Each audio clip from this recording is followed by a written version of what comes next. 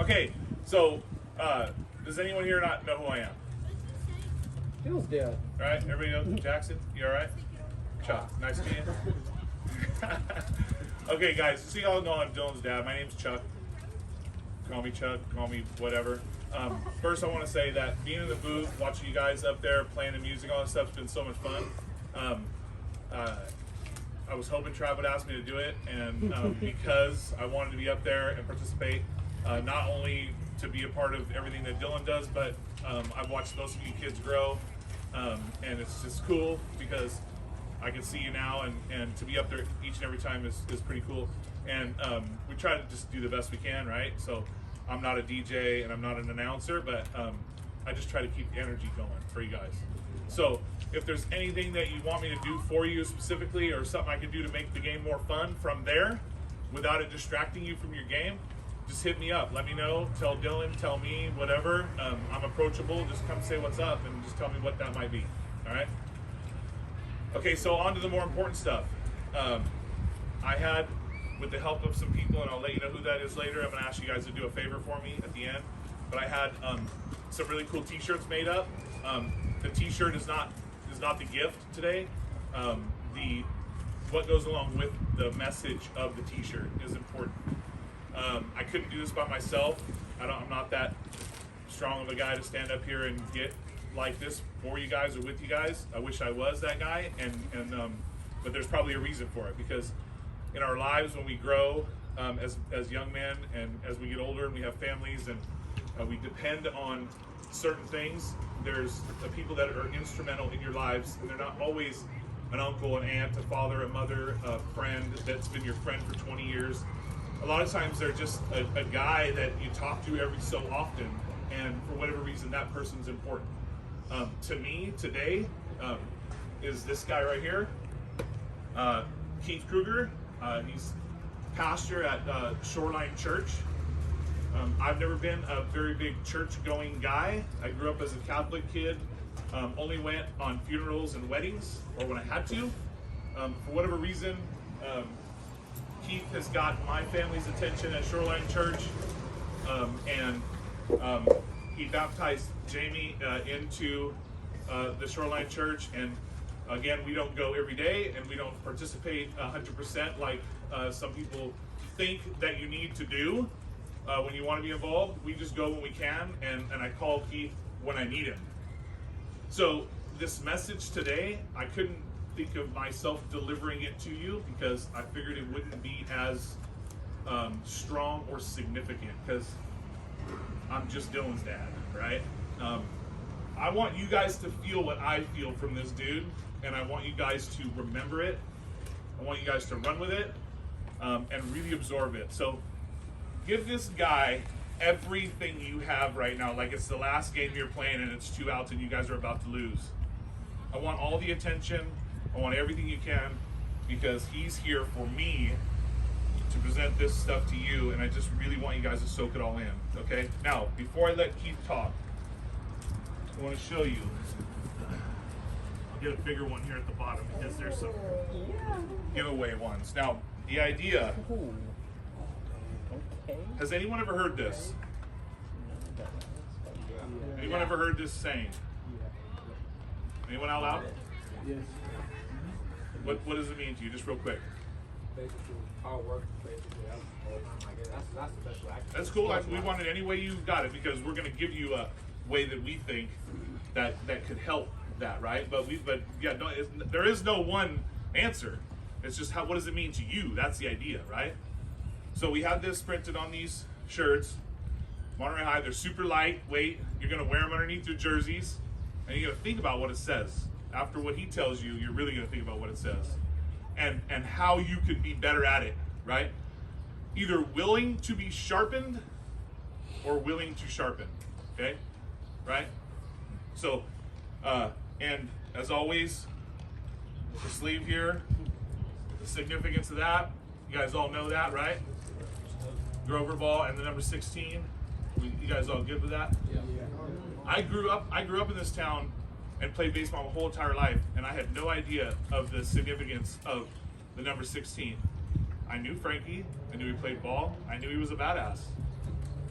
can say that because I'm not a coach. I'm just helping dad. But I knew all that.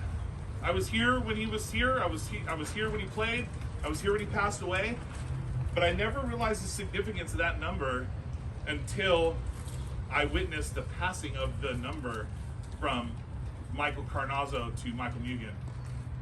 And I have like chills right now seeing that, saying it, and repeating it in my head. It's just my head and my heart. It's really cool. So anyway, Keith's been waiting patiently. Guys, Kieth Krueger, my friend. Sweet. Take it away. So it's kind of weird. Hey, thank you. It can be kind of weird to have some just random dude come and talk to you, and so I understand that, and I really do hope that you can hear some of the words that I share, and they can actually impact your life. For those, I get to speak in the church all the time, and just so you know, I'm not going to come here and preach at you like it's in a church. Just today I was working on a sermon for this Sunday that I'm going to preach, and I'm going to have a huge audience of people that I'm going to share biblical truths, and they're there and they're coming and they're asking for it, like they're seeking it out in the church. You guys didn't. Like you just were going to get some pizza after practice and I showed up. So no, when I share something, I'm going to share a little bit out of the Bible, but I really do believe whether you pay any attention to the Bible, whether you go to church or not, there are some good truths in there. Just like you can learn from old Chinese sayings and proverbs, and heck, fortune cookies can give you something that are good, you know. But where I come from and my kind of worldview, the way I see the way things go, the Bible is really where I spend a lot of my time. And there's a proverb. It's Proverbs 27:17, and it says, "As iron sharpens iron, one man also sharpens another." And the idea is, like, if you had two knives that were dull and you hit them at each other, they would both end up sharper than they were individually. That the fact that they are scraped upon each other makes both of them sharper. And this really is a fantastic concept that I love, that I really think does apply to our lives as we grow up and you become men, you know, that have friendships and families and more relationships, the understanding and embracing the idea of what role you can play. One of the things that is interesting, I was watching as you guys were practicing, and just so you know, back in my day, which was a long time ago, like before the internet and all that stuff, I played sports, right? So I can really get what sports are about. Now, I didn't go to Monterey. I went to Pacific Grove, so don't hate me for that. Yeah, I know. And no, that's all good. That's all good. We like that kind of rivalry stuff. Why are you that's looking at good. But the reality is I get it, right? I understand that in sport, there's a level of confidence and of pride that is absolutely necessary. You should have individual pride when you do something well. You're going to feel a little bit bad when you don't do well. There's going to be a little bit of challenging other people when they don't do well. And so I was listening to all this, right? Like someone missed a ball and you kind of razzed them about that, you know, and then there was some encouragement when someone did something good. But the idea, though, is that what we're doing on a team is the goal of sharpening one. That we should be spending more time encouraging, uplifting, and helping the other people out than we should be harassing them, making fun of them, making them feel bad. Because the reality is that, like, I saw some dives out there for some balls. I saw you made a couple of those. And you're fast too, by the way. But anyway, you're going to miss some balls, right? And instead of going, oh, why'd you dive for that ball? Let it drop in front of you. Sure, you want some coaching, and your coaches are there to do the coaching. But there's so much time where you need someone to pick you up. You need someone to help you. And that's where I wanted to go to another little passage in the Bible that I just think really hits this on the head. And it's found in Ecclesiastes, a big, long word. It's a bunch of, like, poetic stuff in there. But I love this. It says, two are better than one, because they have a good return for their labor. If either of them falls down, one can help the other up. But pity anyone who falls and has no one to help them up. Also, if two lie down together, they keep warm, but how can one keep warm alone? Though one may be overpowered, two can defend themselves. A cord of 3 strands is not easily broken. I heard you guys yell out family, you know, earlier on. And I think that can be a nice, fun kind of like chant that we say or a cliche thing that we say, but the reality is that you are family. In the church, we talk about us being a family in the church, and this team is a family as well.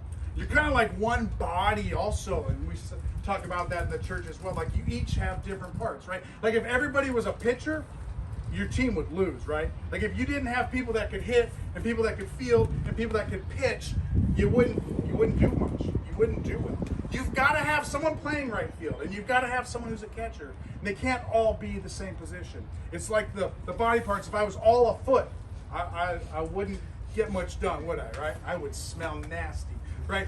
But that's what you are. You are a team that is a family, that is like a body. And I want to just encourage you today to see how can you lift each other up. When someone falls down, both physically they fall down, or they don't swing at that perfect pitch, they fell down.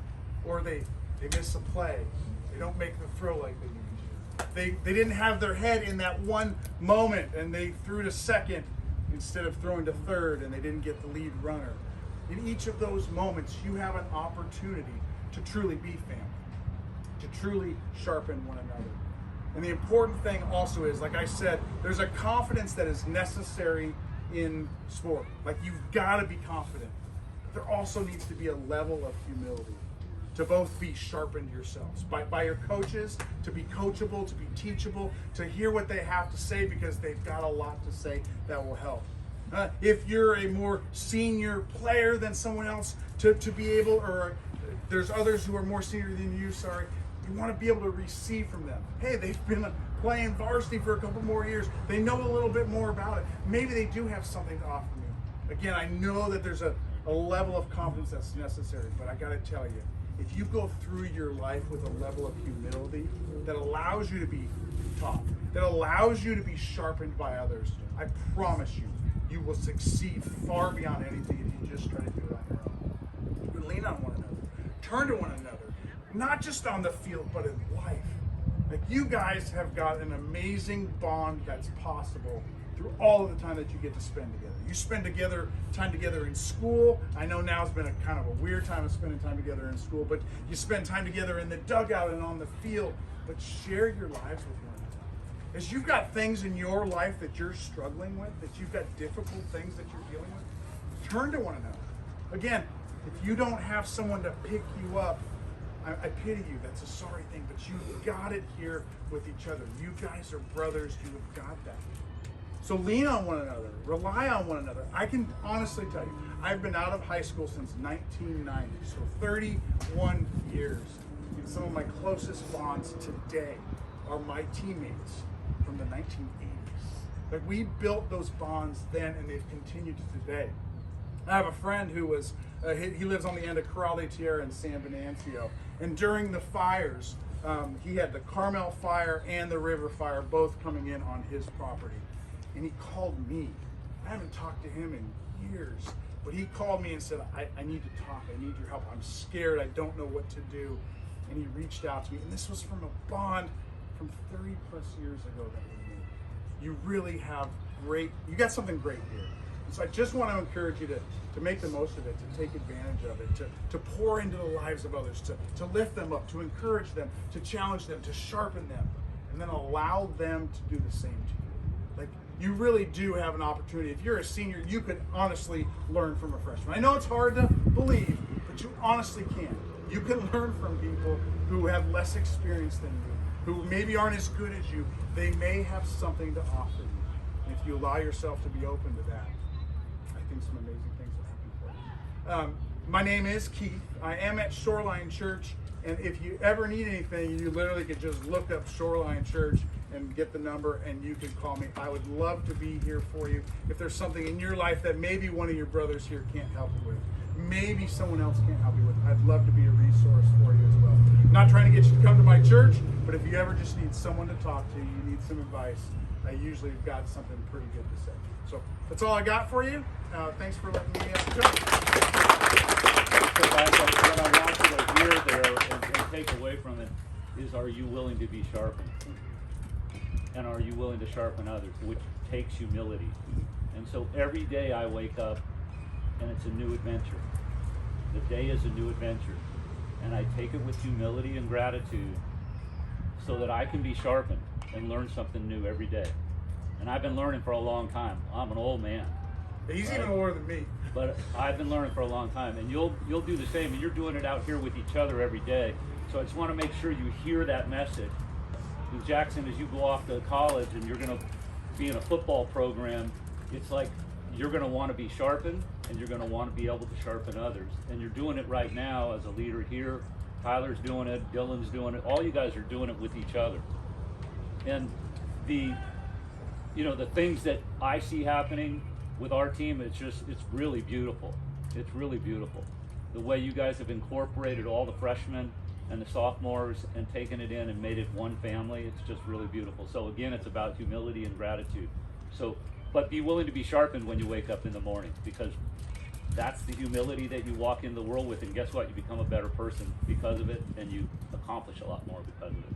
So thank you for the message. Beautiful. Okay. Thank you, Chuck, for bringing it in. So get your t-shirts, huh? Yeah. One more thing, guys. Thank you. Thank you.